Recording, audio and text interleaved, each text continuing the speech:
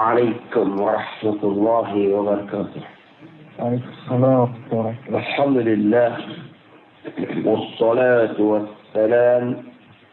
على من أرسله الله رحمة للعالمين نبينا محمد بن عبد الله وآله وصحبه وعلى من اتبعهم بإحسان إلى يوم الدين. ثم أما بعد، àmì Allah subhanahu wa ta'ala tẹ̀lé ọkọ̀ fẹ́ ka sọ́ọ́lì ní sàlámù délé alákẹ́lẹ́ nífẹ̀ẹ́ àkókẹ́ anányẹ́máàkà kẹ́mi ká sànà bẹ́lẹ̀ jẹ́lẹ̀ Muhammad al-Amin anaka sumo anaka sahaboro ani mo fengu fenkela uno fe koladi ni maya tra kola toma bete mele kofe bi ami sigini kono ni baraka manedi akoro ke abi burla doni do de koka no e qur'ana doni loni bela gilel badu loni bela gilel ba uri ni qur'anan wa loni baraka mamba kala leni mbe kalana ulu kalloni be damine ni yoro ni de la bi ilmi alquran damine be kene kodi to yala ala yere de damine no yi otumana na bini ala sona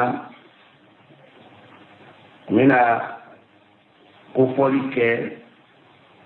korona bedele ni fle akafula ka fara ɲɔgɔn kan ka lajɛ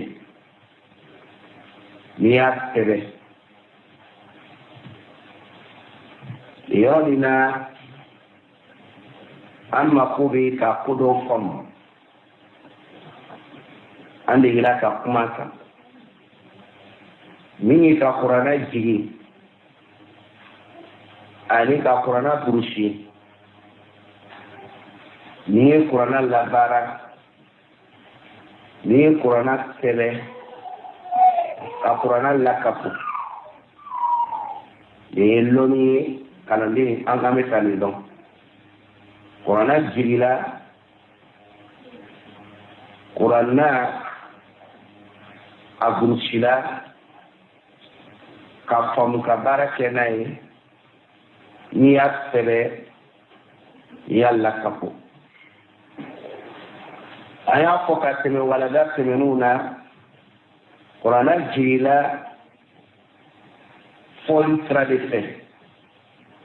a ma jigi sɛbɛnni sira fɛ o kɔrɔ ye di a ma jigi ka kɛ fɛn sɛbɛnlen ye komi gafe dɔ don a sɛbɛnna ka jigi kuranna mana se an k'o faamu kuranna nana fɔli de la message alwahyi a ma kɛ maktuban a kɛra shafahiyan fɔli de la ala kelen y'a fɔ a y'a mɛn k'a lakale ara sabaw kalan na sabaw fana ka faamu ka baara kɛ n'a ye o yɔrɔ de kosɔn sabaw jɔyɔrɔ ka bon kuranna na ni bɛɛ lajɛlen ye wasɔn sabaw ka bɛ ka bonya bɛɛ lajɛlen sanfɛ kuranna ko nin na olu de kɛra seerew ye minnu y'a seereya cɛ min n'a nana n'a ye ka to balo la olu de y'a seereya a b'a fɔ olu de b'a seereya a b'a kɛ olu de tun bɛ seere ye laɲini fɛn fɛn tun b'a la olu de y'a bɛɛ faamu olu de fɔlɔla ka baara kɛ ni kuranna ye mun kosɔn bi an b'olu de ta k'an b'u bila kɔfɛ olu de ye salafu ye a salafiya a sigiyɔrɔ de ye nin ye mun kosɔn an bɛ se ka salafiya lagbati k'a sɔrɔ salafiya bɛ fɛn min nɔfɛ ka sabaw k'o rekoni k'u valeur dɔn fɛn kana don an n'u cɛ kuranna kunna fɛn fɛn bɛ fɔ kuranna ko la bi a minɛna olu de fɛ n'a yera k'olu bɛ ladɔgɔya la bi dɔn bolo k'o lasiraya k'o ye mɔgɔ ye mun b'a kɛya minnu ka wagati kɛla nalomaya feere ye bi anw keguyala bi anw bɛ se ka kuranna kɛ an sago ye fo k'a fɔ ko kuranna la ko y a un moratoire c'est-à-dire que Ramadan côté c'est comme une kitabu une constitution de deux. Il y a des lois on peut suspendre k'a ko filɛ an yɛrɛ ka hakilina na subhanallah o la an bɛ min faamu kuranna jigila ala kelen kan sallallahu alaihi wa sallam o y'a sɔrɔ sɛbɛnni tɛ dɛ fɔli don k'a mɛn a la k'a durusi jɔn de y'a durusi sababu de fɔlɔla k'a durusi jɔn de y'a faamu sababu de fɔlɔla k'a faamu jɔn de ye baara kɛ a la sababu de ye baara kɛ a la anw nana kɔfɛ sisan o tumana na an bɛ ala tanu masa min yɛrɛ y'a ka kuranna lakana sabula ale yɛrɛ de ko ten inna nahnu nazzalna dhikra wa inna lahu lahafidun awa anw yɛrɛ de y'a jigi o garanti bɛɛ bɛ nin de kɔnɔ ala ko anw de ye nin kuranna min jigi an dhikr wa fana ka lakana ala ko k'ale de b'o baara kɛbaga ye ale de ye nin kuranna lakanabaga ye inna nahnu nazzalna dhikra wa inna lahu lahafidun o kosɔn olu lakangadi ala k'o sababu don dɔw de la i y'a faamu ka sababu don mɔgɔ dɔw la o kɔrɔ ye ala bɛ an bɛɛ fagabaga ye ale de bɛ bɛɛ ni ta ele tɛ ta ko ala de b'a latigɛli ta wa saya nin ala ka ko don mɛ a ka sababu don mɛlɛkɛ dɔ la o tɛ a tɔgɔ bɛ wele de malakul mawt fana an b'ale ka baara nɔ fana ye on voit sa trace mais an t'ale yɛrɛ ye kɛnɛ kan mais an bɛ sababu dɔw ye fana minnu bɛ na ni saya ye accident ye a dɔ ye bana ye sababu dɔ ye k'a sɔrɔ saya nin yɛrɛ ala de b'a latigɛ wa huwa alladhi yuhyi wa yumiit donc ala kelen min bɛ ka kuranna jigi ale de b'a lakɔlɔsi k'a lakana a y'o sababu don mɔgɔ dɔw la o sababu donna minnu na o kɛra ala ka jɔnbaw de mɔgɔ sugandilenw de sababu minnu kɛra k'ala kelen lamɛn kuranna nin na k'a durusi k'a faamu o kɔfɛ k'a sɛbɛn dana dans les différentes choses o ma se k'a lakafo durusili kɛra k'ala kelen to balo la sɛbɛnni dɔw kɛra ka ala kelen to balo la sallallahu alaihi wa sallam mais min ye kitaba ye k'a kafo ka kɛ musafu ye o ma kɛ ka ala kelen to balo la an b'o kalama an b'o dɔn kuranna min b'an bolo bi a bila i kunna i ka lɔnni kɔnɔ ka ala kelen to balo la a ma lakafo ka kɛ musafu ye bi a b'an bolo cogo min na a ma fɔ o faamuna tɛ jayi o sababu bɔra jɔn de la ka sababu kɛ mun de ye n'a lakafola ka kɛ musafu kelen jɔn bɛ se k'o fɔ teriya la pour quelle cause jɔn de sababu la évidemment jɔn de kɔsɔn k'a sababu bɔ joona kuranna sɛbɛnna ka kɛ musafu kelen naam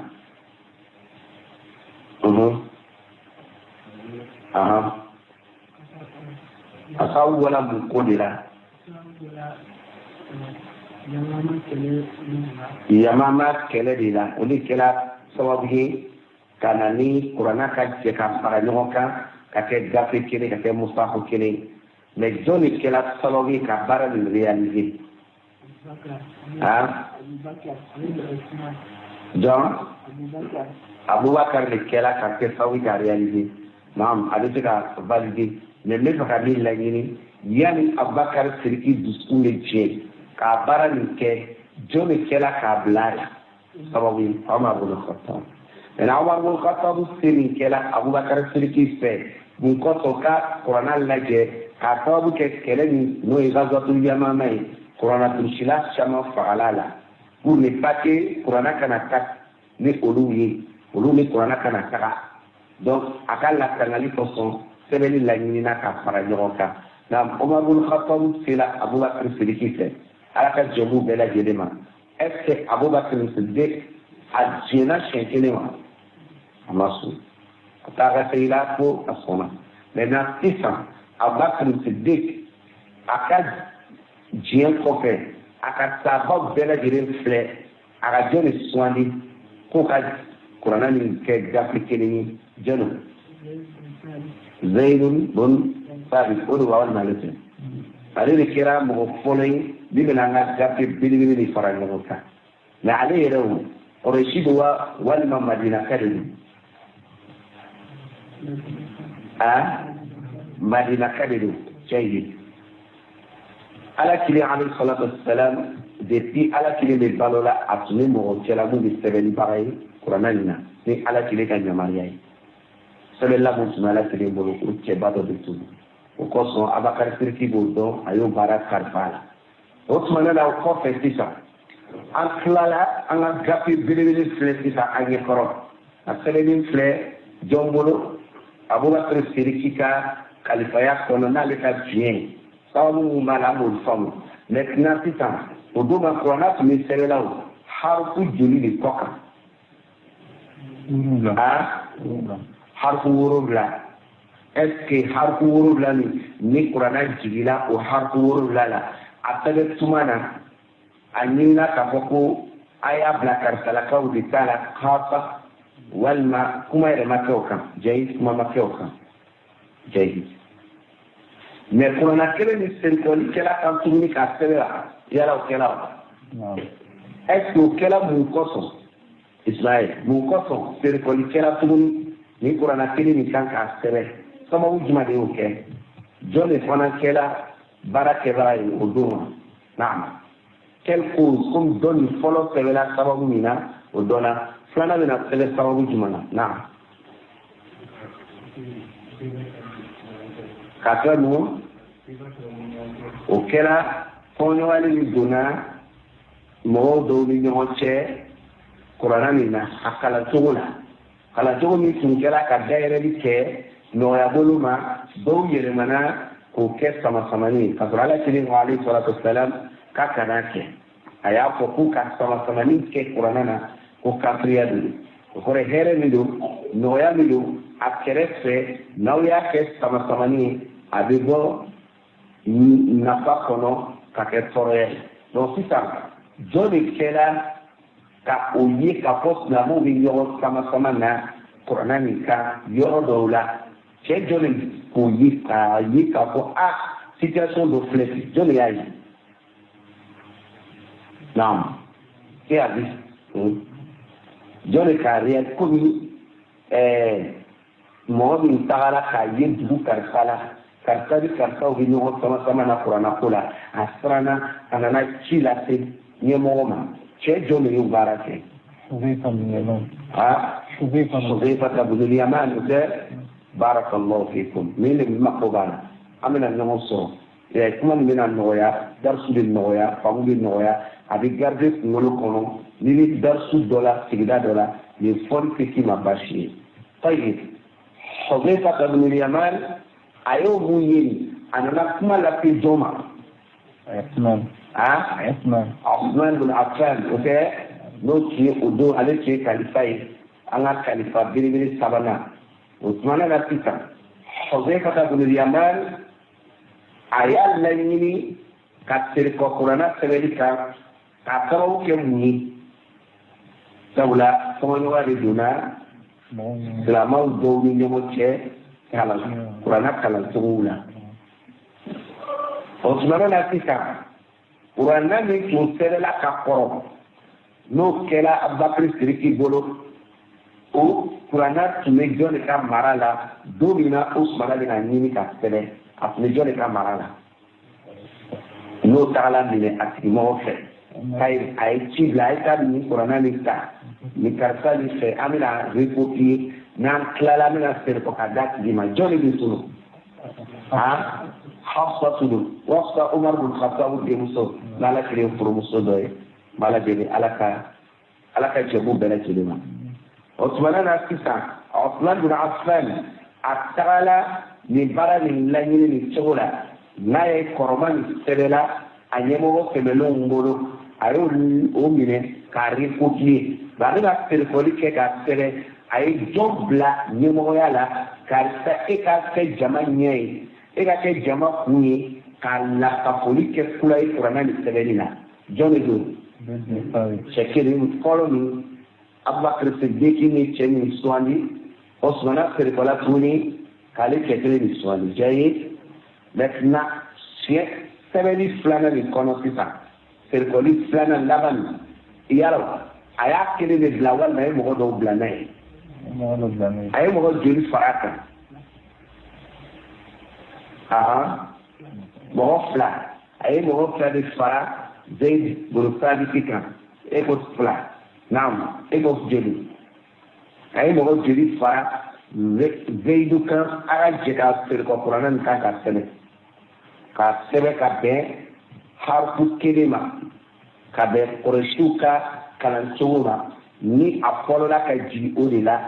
ka serikɔ ka laserikɔ o la bɛɛ ka jɛ o la jɔn de bilala o baara kɛli la naam Abu Zaid bin Sabit jalo cɛ ko mɔgɔ fila de farala kan e ko di joli de farala kan saba fila min farala kan jɔn de don saba jɔn don Abdullahi bin Zubair naam laɲini tiɲɛ il faut ka durusi ala wala asl jɔn ka durusi ne ne tiɲɛ la laɲini ninnu ye sigidaw de ye an bɛ ninnu fɛ an ka telefɔni la darisiw ma i y'a faamu parce que a bɛ filela cogo min na yɔrɔ bɛ yɔrɔ la i tɛna se ka kitabu ni minɛ i tɛgɛ kɔnɔ k'a filɛ kalandenya wagati diya dɔ de ye nin jɔn ka durusi mɔgɔ saba nin tɔgɔ jɔn ka durusi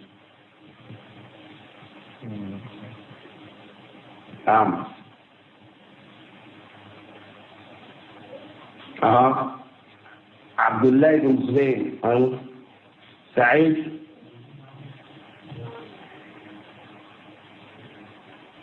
Muhammadu saya kalan kɛ kitabu b'aw de bolo lakin waati wɛrɛ la an tɛna tiɲɛ k'a fɔ ninnu ɲɔgɔnnaw sigida belebele ninnu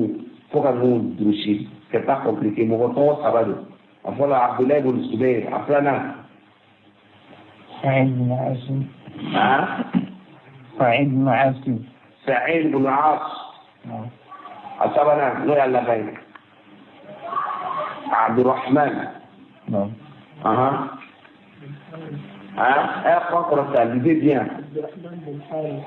Abdurrahman bin Harith Abdurrahman bin Harith révélé dessus une ayat à pour la femme ou tu follow Zayd bin Thabit lana Abdullah bin Zubayr Abdullah bin Zubair sabana Sa'id bin As nanna Abdurrahman bin Harith Naam. Qui peut répéter sans regarder? Naam. Kana plaider répéter. Tout de suite. Naam. Zayd bin Thabit. Deuxième. Sa'id bin Zubair. Naam. Sa'id bin As. Naam. Abdurrahman. D'abord Zayd bin Thabit. Abdullah bin Zubair. Sa'id bin As. Abdurrahman bin al-Harith. هذا يقول الكنيسة ولودي بينا نعرف لنا بالسبب الرب سبب من بامبولو دي كله كلين من بامبولو دي سبب كلين من بامبولو أكرمه سبب لا بقوله ولولو كم تزار بكلامه وكم من جلسة سا نوم ونالي وبينا كيسا كسر فقرانا كسر فقلاي عثمانا كجيم فنوسيسا كفورا كفونو نيدونا كنا سوليسون يني ولا Osman na sisan o mo nani joni ki Madina kai o chela joni ki makan kai ne Quraishi na زيد بن ثابت زيد بن ثابت عليك كلمة جي مدينة كاين وقفت وصبان من قلوشي قريشوي أسمري من فوقي نبنا سرقو كسبة أي من فوقي أقول زيد ما نمو كلا نفوي ويا دونا أولي يوم كلا سوق دولار كارتلا كوبا فوتي دون فنابا فوتي أبدا سرقو كبير Quraishi sama mo saba min de farale no aka je ka te ka beuru sama o famna jey o tlale ko fetita gafe were munu tu serela tumado fango fa munu teni usmana min fo ku ka kedi o ka kedi ta tela gire ya peki maintenant atlale ko fe hafsa ka ini ne marmu khattabu de musayi hayat terkama wala ma terkama hayat terkama to kelin kela Uthman bin Affan ay kelin seletisa no kela ni bara bi ketuye hayat gardi akilin fe walma ayet aterkola ka rikuki la mauka pilida baba fe hayat bla ufambe walma ya gardi ila gardi shiri walma aka aterkola ka a copier ka recopier ka sigi vraiment risque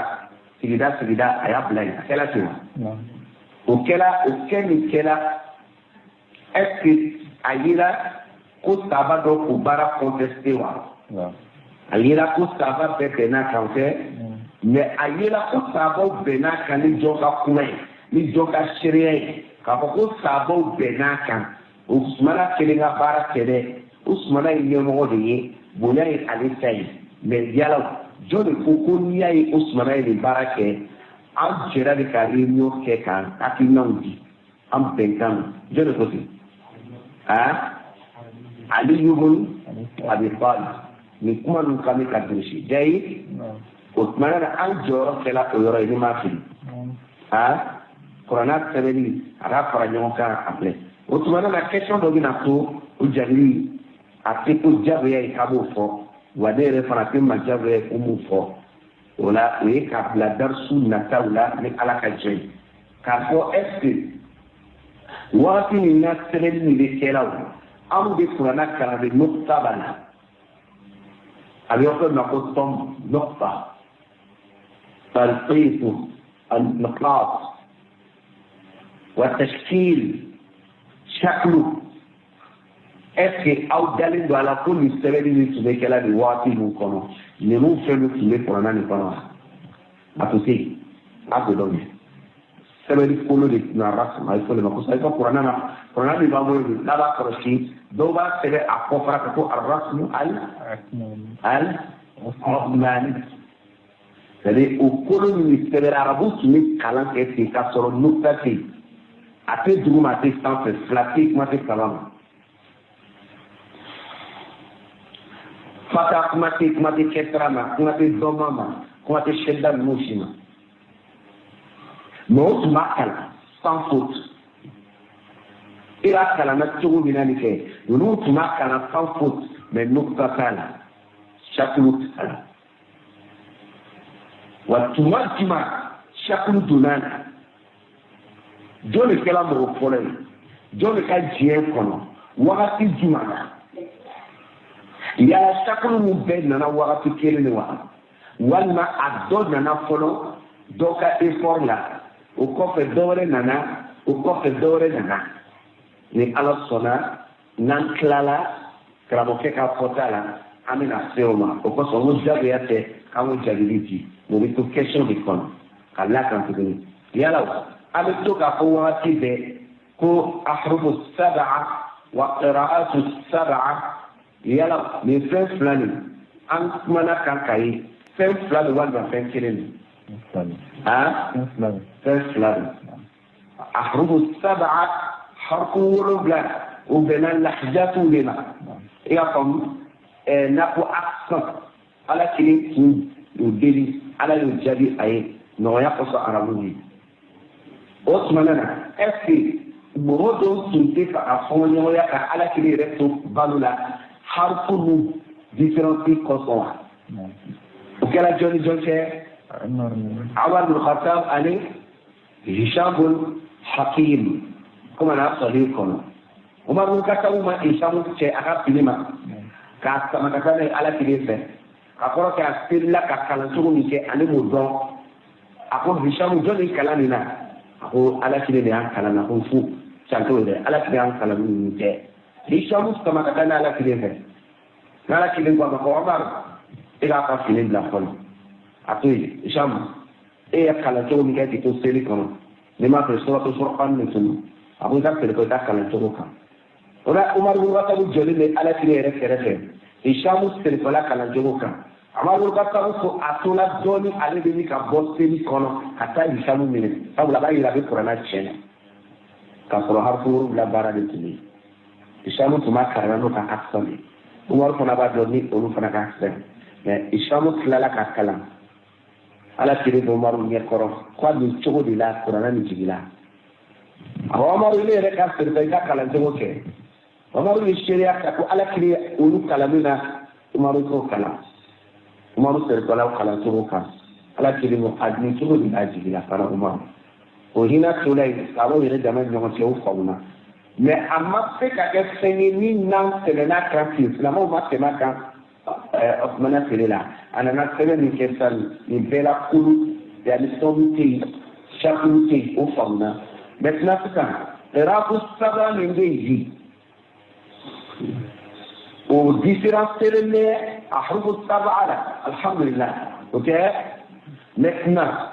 Osman bin Affan ye min sɛbɛn e bɛ mun dɔn lɔnni dɔ b'i la i k'o sabati dɛ c'est comme ni harifu wolonwula min fɔla an bɛ siri kɔ a kuma de kan ka lakali ka tun bɛ kalan harifu wolonwula la mais Osman bin Affan siri kɔla ka wolonwula ka wɔɔrɔ bɔ a la ka to jeli ma kelen ni k'an lasɔrɔ tɔ min bɛ an b'a lakali lɔnni de kɔnɔ mɔgɔ si tɛ se k'a sɔrɔ wɔɔrɔ nin e tɛ se k'o lakali anw ye o bɛ fɔ de ko a tun kɛra kulu o kɔrɔ i bɛ fɛ ka bɛ fɛ ka mun faamu Hisham bin Hakim ye kalan cogo min kɛ radiyallahu anhu o kalan cogo t'o sɔrɔ Umar bin Khattab ye kalan cogo min kɛ dɛ o de b'i bolo bi e tɛ yɔrɔ faamuya sabula Umar bin Khattab tun ye mun ye Qurayshi tɛ wa mais Usman bin Affan bɛna sɛbɛnni la serifa a ye Qurayshi saba de bila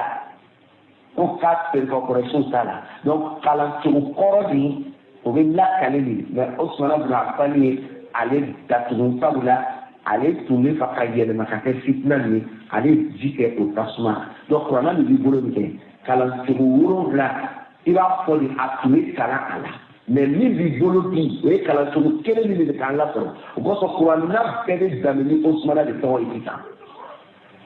komi i y'a fɔ sabako rasmu Usmani a b'a fɔ ten Usmana ka sɛbɛn de k'an lasɔrɔ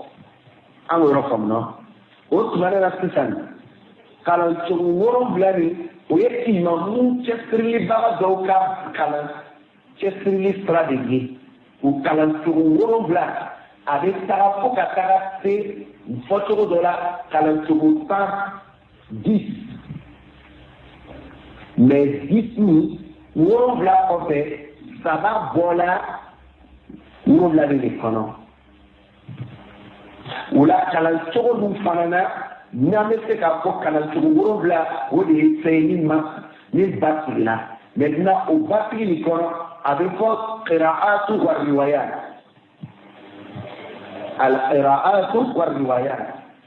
qira'atu a bɛ fɔ ko qira'atu fulan bi riwayati fulan misali la ni ka kuranna kɛ i b'a sɛbɛnni a kɔ kan a bɛ fɔ qira'atu fulan biriwayati fulan o kalan cogo fila ko wolonwula de fana na fila de malona ka caya Hafsu ani Warsh o riwaya fila an fɛ yan ka caya amudi don an yɛrɛ b'o de kɛ ka caya an ka cɛkɔrɔba minnu tun bɛ ka kɔrɔ olu tun waati de kɛ ni taala jamana na komi a sɔrɔ bala kɔnɔ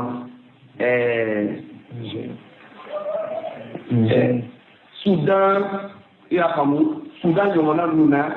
ani Muritani olu ɲɔgɔnna yɔrɔ ninnu na olu bɛ ka caya u bɛ waati min ta o ye kira'atu de ye o ni ahrufu saba a bɛɛ bɛ ɲɔgɔn sɔrɔ saba mais fɛn fila de kelen tɛ an ka ɲɔgɔn faamu Yakubu an ka don la walima an ka taa n'an ka darisi faamu Yakubu tɛ Mamadou tɔgɔ fɔ teriya la ça va pas vite de là on a quelques temps on va pouvoir gérer vite de là le temps maintenant qira'atu as-sab'a أئمة يوكي نافع المدني ابن تيمية كو وقراءة سبع من كلا دون أجدلا أقول قراءة من كلا حرماني يعني قراءة الحرمين وعراقين والشام يعني قراءة الكراموني وبولا بمكة دولة مدينة دولة لكذا عراقين كلمة ولا كوفة كلمة يعني دولة كوفة دولة بصرة وجمعنا قبلنا كلا شام ليرتك لكذا حرمان ليامة أبي رجل مدينة مكة عراقين بصرة وكوفة شام وسجدات سبع قراءتون كرامو بولاي للبلد بإسلامية فعلوا كسبانا دي كادتو كادت سبان ميما إسلامية كوبتنا توحكا لأن قراءة المدني نافع المدني عليك الرواية عليك قراءة النافع المدني عليك روايات كلام مغفلة لغلو أكريين تكا روايات فلافلا قالون ووش رواية قالون ورواية وش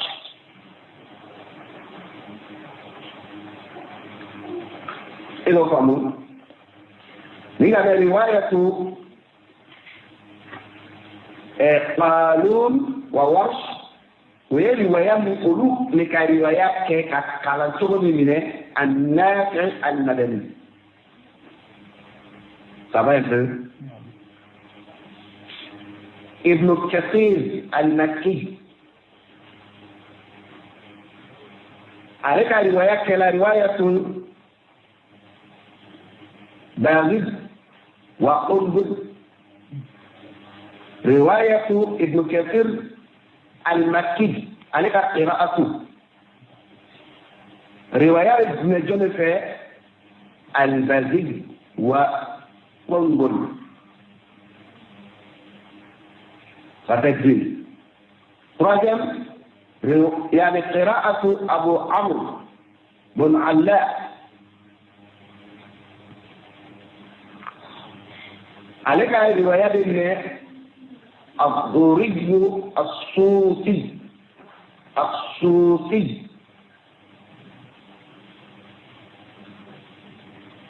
عليك روايات فلافنا كم دون تمنا ابن عامر الدمشقي ريشان كان عليك قراءة ابن عامر الدمشقي برواية هشام الكريمي أو برواية ابن ذكوان مثل قراءة عاصم بن أبي النجوز الكوفي أقال رواية عليك أيضا قراءة عاصم برواية شعبة وبرواية حفص أورنا قراءة حمزة بن حبيب الزياد الكوفي أقل ويكر أبقى قراءة حمزة برواية خلف أو برواية خلاف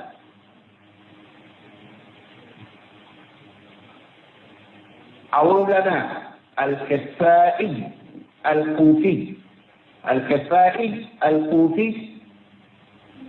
عليك رواية أبو الحارث عليه رواية حفص الدوري ويه اللبين أنا فنما قراءة السبعين داخل داخلية ورب لبنا أيفو سيجنا نفسها قراءة أبو جعفر المدني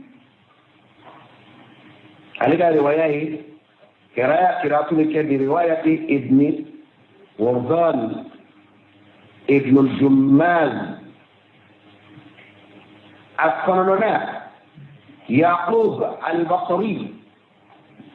عليك رواية كلمة رواية روح وهي رواية علي كاني أفلي قراءة يعقوب البصري رواش علي روح ولوف لك رواية أفلى دكتين علي خلص بن هشام البزار علي رواية كاني مغفلا كاي برواية إسحاق وبرواية إدريس. طيب نو قراءة لا مما لونا نودي بكيك الشيء بودي بفولو كفو قراءة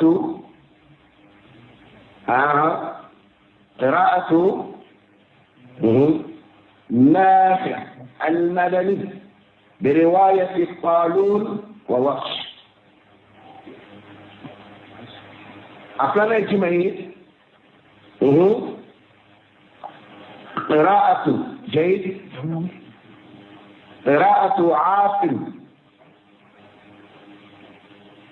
قراءة عاصم برواية شعبة أو برواية حفص ألوف لدي مالوني نكتين ولا دي مفهوم أبدا ليه لدي قراءة كان جونتاني جون قراءة نافي وبيت عاصم برواية حفص إيه بودي كان عاصم لا ليه بجمال كان ابن كثير إيه قراءة ابن كثير كوا المكي إيه ولا لا قراءة كلام إيه بجمال كلام لا رواية ني حفص بتقول رواية حفص كلام رواية كبار وليه رواية كبار قراءة بك جون كان عاصم olóyè jẹ́pẹ́lélá dọ̀wé kàjúdí kékeré náà bọ́ olè kan kọ́ran àtúnṣe láwùjọ tó ka olè kan imam Shafi'i ka dọ́ni nínú walawala ní bẹ ta o kan kọ́ran àtúnṣe láwùjọ ní karama dɔw ka spécialité ni kɔrɔna na ni dɔnni kana n'o kɛra cogo ye ka bɔ ɲɔgɔn na mɛ ne t'o dɔn ni tɔw dɔw de fɔ yan wa hakɛla o tuma na sisan laɲini min bɛ ne la e kalanden e ni ne an ka lɔ o moins قراءة السبعة أن أحرف السبعة سناليا نبوة طبعا جيد أصلا أنا عملت أكثر درسي والفرق بين جمعه أقول تسعة أنا مجرد أقول الفرق بين لا تفوليتش بين جمعه وجمع أبي بكر يعني هاي من التربة عثمان بما وقال الفرق الثاني من عثمان كالجنينة لكسولة أن أبو بكر الصديق كالجنينة فرق الثاني بوتشلالا أولي درسي رضي الله عنهما على كالجمود لا بلا كلمة أن الغرض من جمعه كقول لين كلا على كلنا يلا لجرين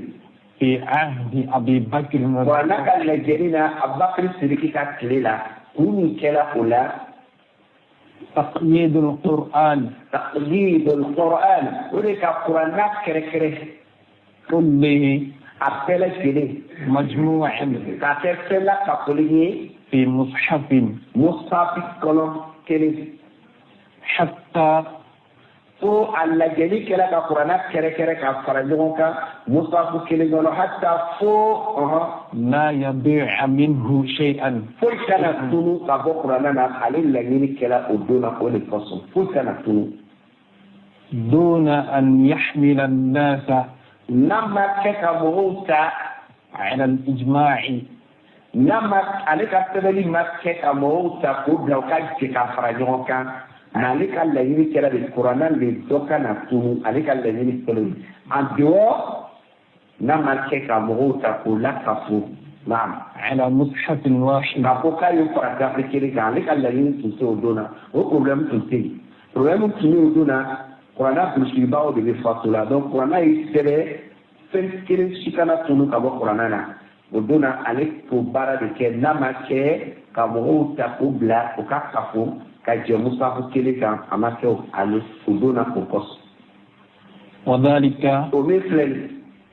أنه لم يظهر أثر لاختلاف قراءته rapport que au dona il y avait pas de trace à part suscité ni l'anglais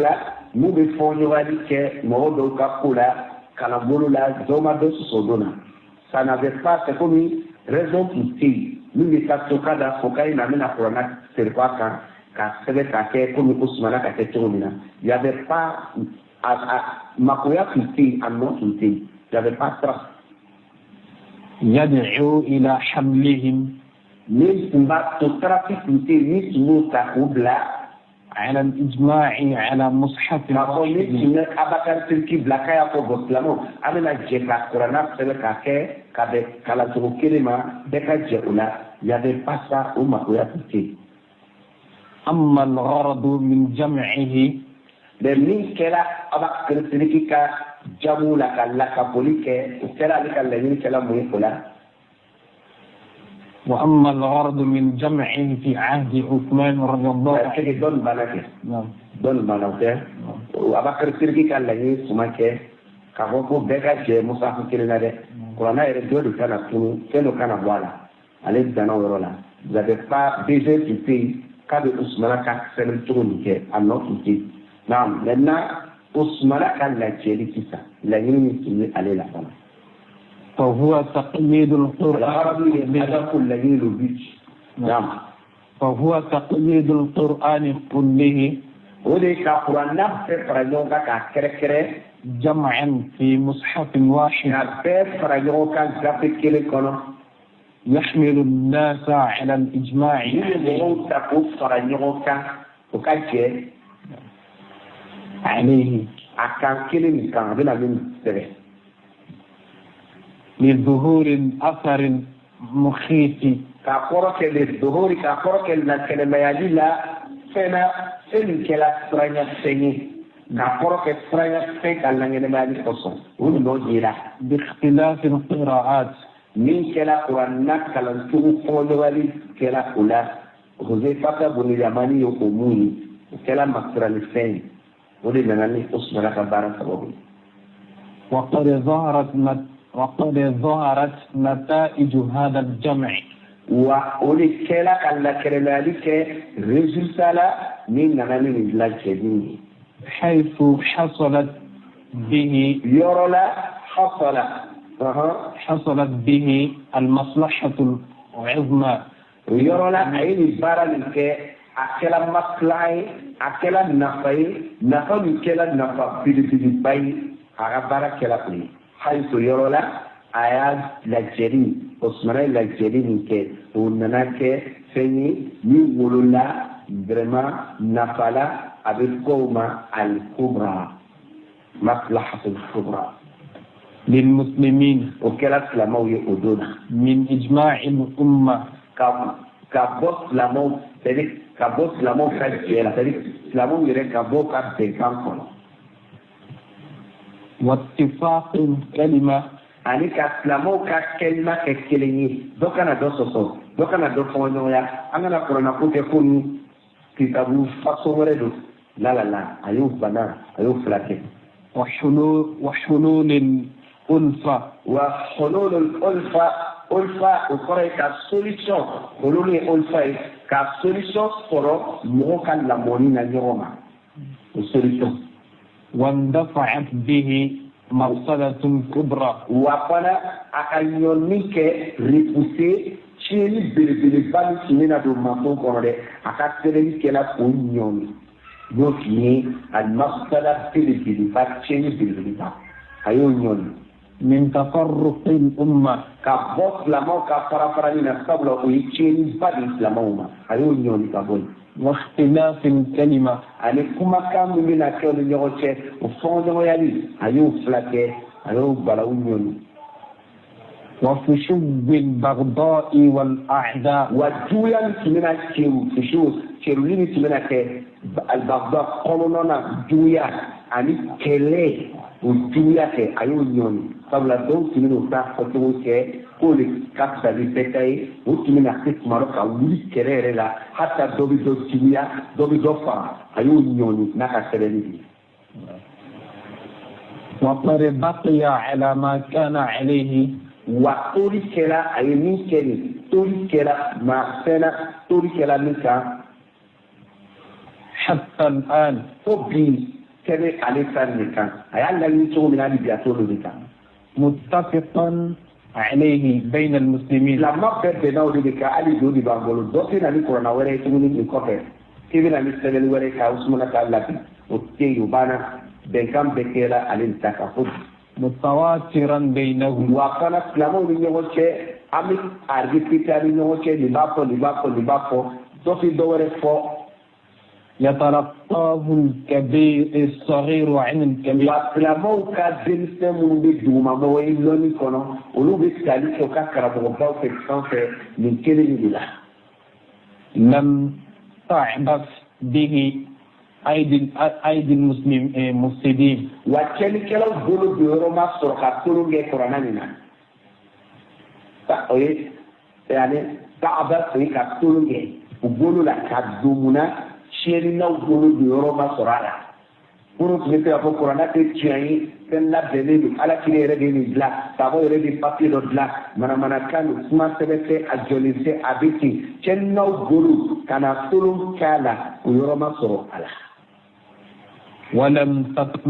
ولم تطمسه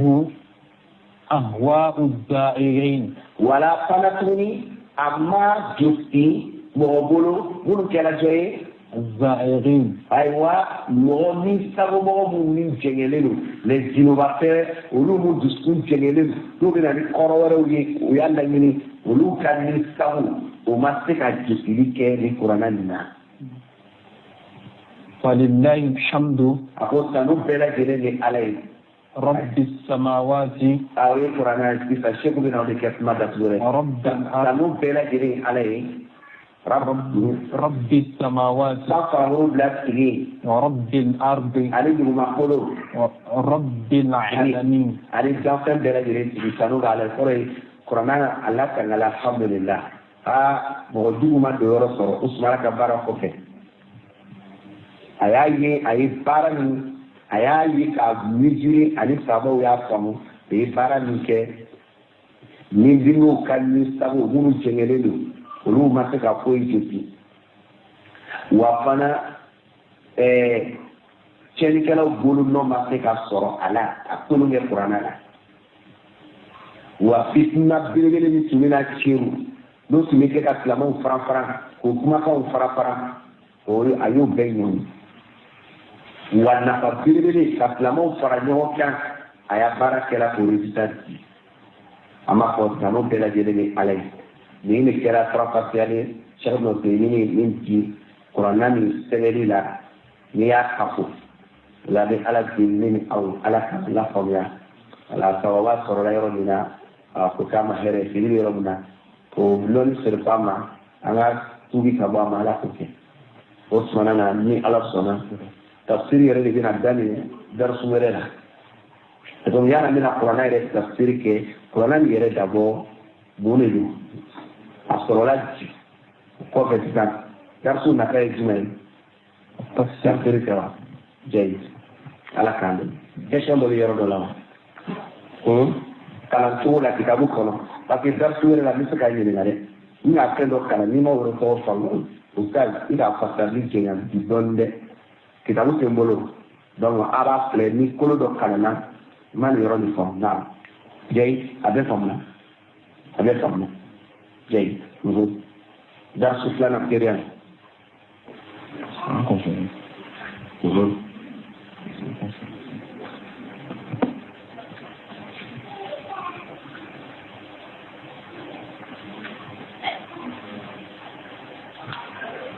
والمرفوع حكما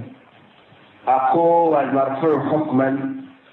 كأبيسات ذلك على كلنا فترة فلان فلان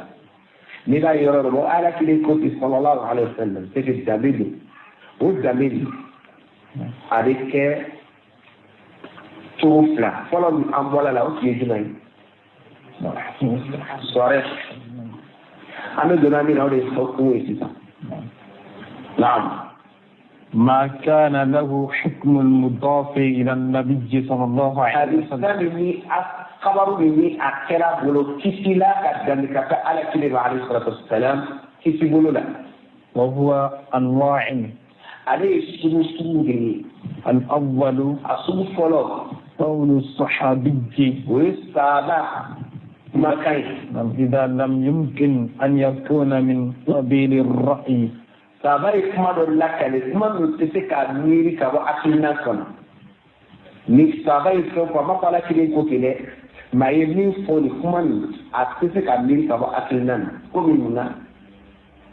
ولم يكن تفسيرا wa fana ma kɛ fana bɛ tafsiri bolo nka ma kɛ tafsiri kuma ye fila. ولا معروفا قائله wa kuma fɔbaga min ye saba belebele min ye a ma kɛ mɔgɔ ye mɔgɔ min malɔnna ni. بالأخذ عن الإسرائيلية أبالو مغيني لتوكا إسرائيلية كيفة إسرائيلية كلو كما كان لك أبالو نكوي كسرة أكمل فو أكمل أكمل كماي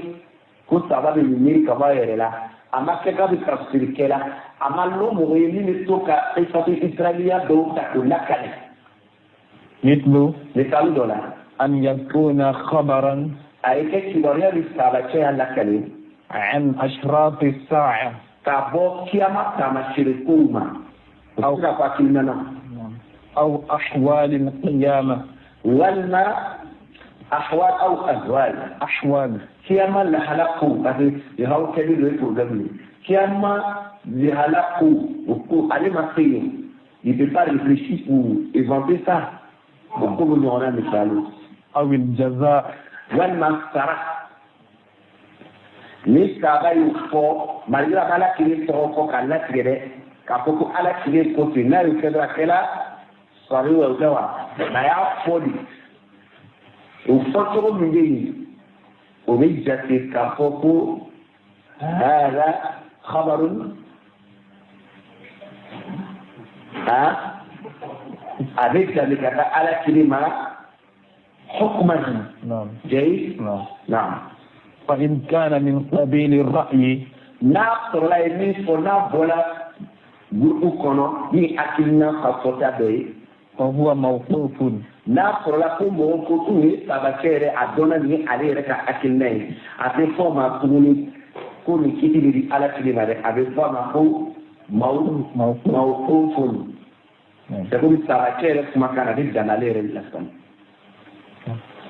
وإن كان تفسيرا ناصر أقول تفسير كما قال ابن عباس كتير قلنا يعني تفسير لا والدليل كي خبر بك خبرا موضوعا نعم رجع ابن عباس بلا هي تفسير كل أن يكون ورد نعم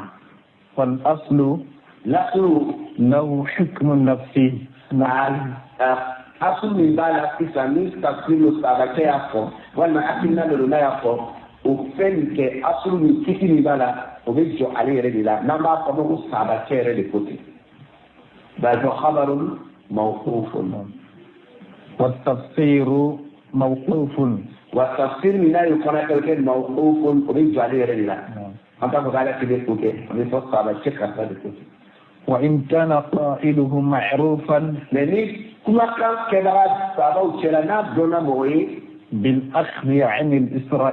الإسرائيليات عبارة دي مو سيفاري إسرائيلية وتا إسرائيلية نروح مو دوتا نالونا أولا كلنا سابا دولا كنا فهو متردد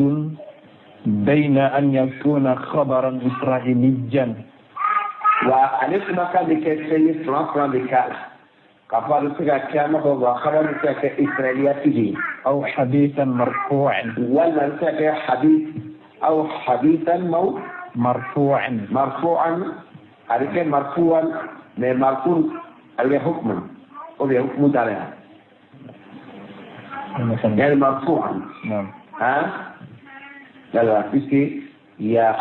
المرفوع وبيها مرفوع للنبي صلى الله عليه وسلم خبر أو أما موقوف يعني حكم فورا لا جيد donc c'est ça n'a donna moyen mɔgɔ min degela ka kristo israeliya kuma dɔw ta saba de don wa a ye nin min fɔ a m'a fɔ diɲɛ na ko ala kelen de ko ten sallallahu alaihi wa sallam donc tuma na a y'a kumakan min to filan na ilima a ye min fɔ kristo israeliya dɔ bɛ se ka kɛ o kuma bɛ se ka k'o ye walima ala kelen kumakan na a bɛ kɛ o filan na o kosɔn condition fɔra a kana kɛ mɔgɔ ye min lɔnna o kristo israeliya lakalenbaga ye o kɛra parce que filan min na don a kumakan na. فلا يحكم فيه وكيف akan بأنه حديث كابوكو أديسان بسكي وان معي للشك فيه كابوكو كتيرا لا أقول جاي